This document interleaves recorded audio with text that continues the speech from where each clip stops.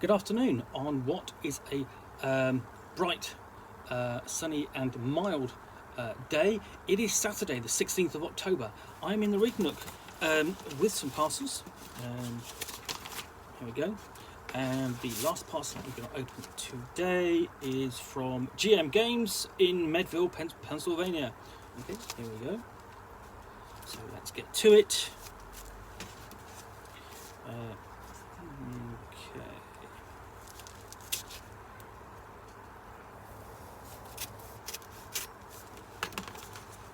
In here is Hunters in Death, an old school Hexcrawl from GM Games, and it says on the back, there is no hunting like the hunting of man, and those who have hunted armed men long enough and like it never care for anything else hereafter. And the note for Gothridge is basically to Gothridge's Patreon. So inside here, if I can get it open, yeah, here we go.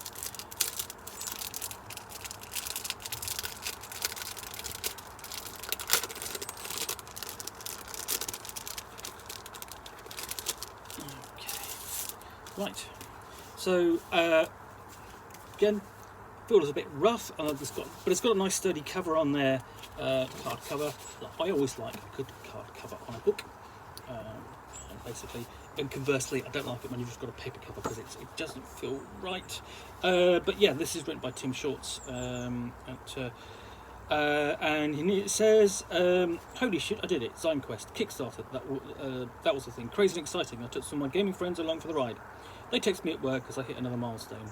I expected 100 backers, maybe 150 on the high end, but blew past that. Those of you with a copy in your hands or on your computer screen, I appreciate the support, thank you. Are you ready to talk about ways to make your players suffer?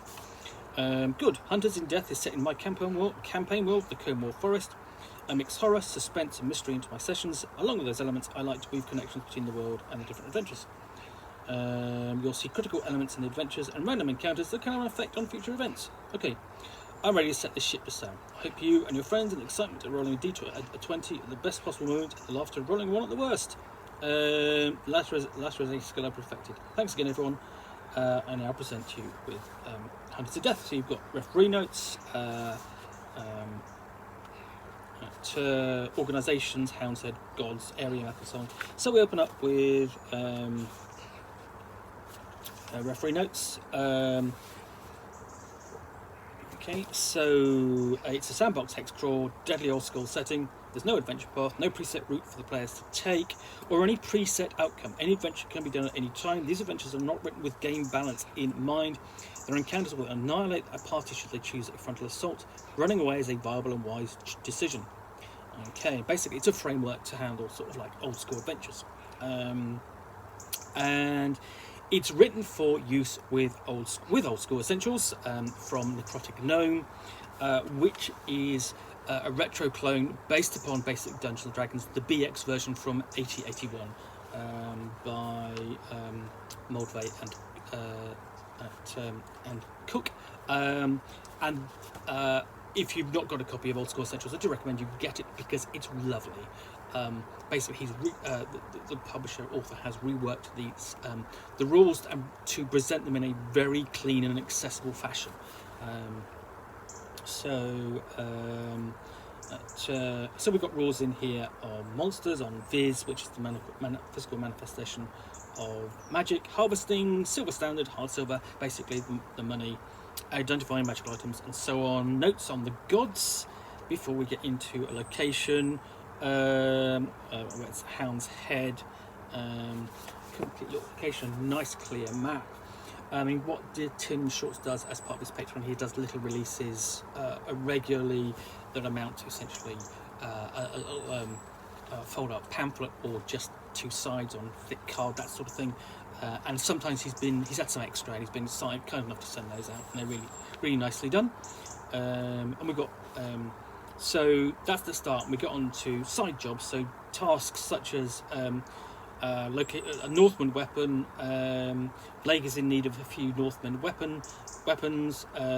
Several weapons that broken damage, but want intact ones. So basically, he tasks you with going and getting more. And there are barrows east of Hound's Head. He believes that they're the best place to find them. So roll on the random barrow mounds to generate the barrows. Yeah. So you've got 6. Well, basically, just 6 there. Basically side quests, and a complete guide. Look, basically, here's the background. Here's the world itself, with the Kermore Forest and the village of Hound's Head at the centre. A table of random encounters.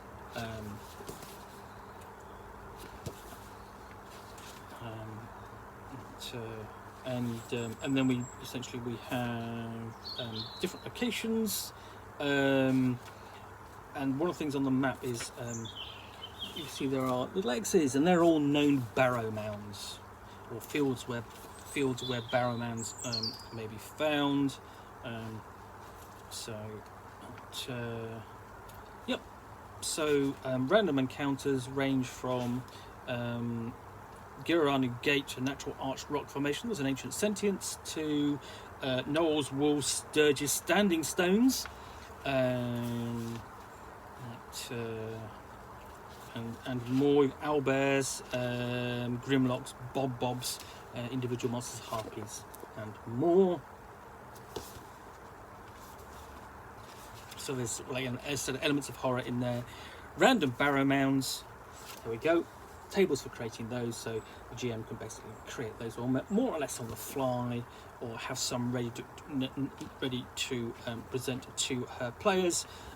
So you have number of barrows, barrow residents, and basically stats for those, barrow treasure and magical treasures which can be found. And then a bigger story, what happened to Milford at the end, towards the end. That's essentially, it's a longer adventure. And you have also the Crypt of the Silver Crows. Again, these are sort of locations and longer, bigger adventures which the players might encounter. And essentially you have the backstory content for the referee at the back of the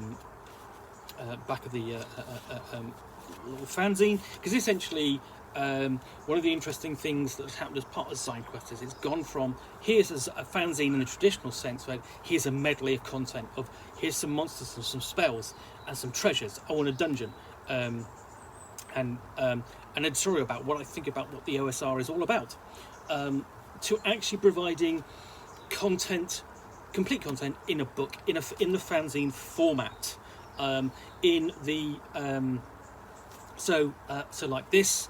Hunters in Death is an old school hexcrawl, but it's not in the traditional booklet,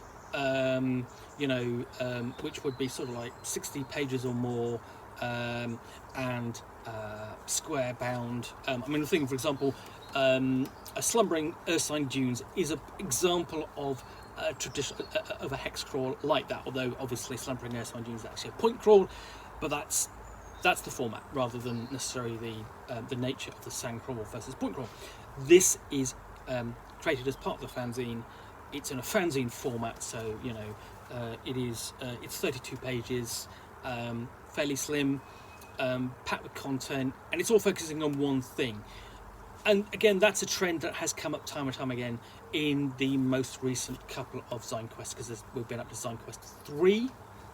And no doubt there'll be ZineQuest 4 early next year.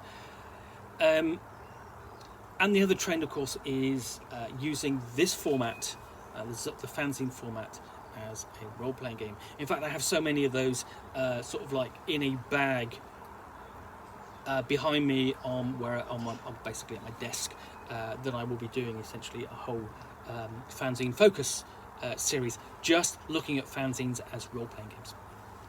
Anyway, in the meantime, this is Hunters in Death, which I think is a really basically nicely serviceable little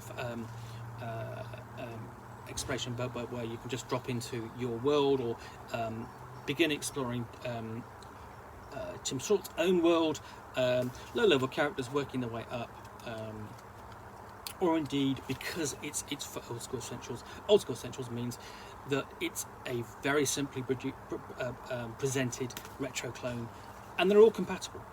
So you could play this with the retro clone of your choice, or indeed adapt it to the fantasy role-playing game of your choice, whichever that is. But yeah, that's Hunters in Death from GM Games. So I'll just hold it so you can actually probably see it rather than against the sun. So thanks again for watching another unboxing in the Nook. If you've enjoyed this, then please do click that like button down below, and if you've got any comments or feedback, I appreciate you taking the time to post those, and I do read them and respond. And lastly, if you want to be alerted to yet more unboxings in the Nook, then please hit that subscribe button, and you'll see me back here with some parcels. Okay, and a book or game that I can talk about to the best extent of my knowledge for 10 minutes or so, all accompanied, of course, by a nice hot cup of tea. Then please do hit that subscribe button. So lastly, thanks again for watching, do appreciate it, and I'll be back again soon with another unboxing in the Nook very soon. Bye for now.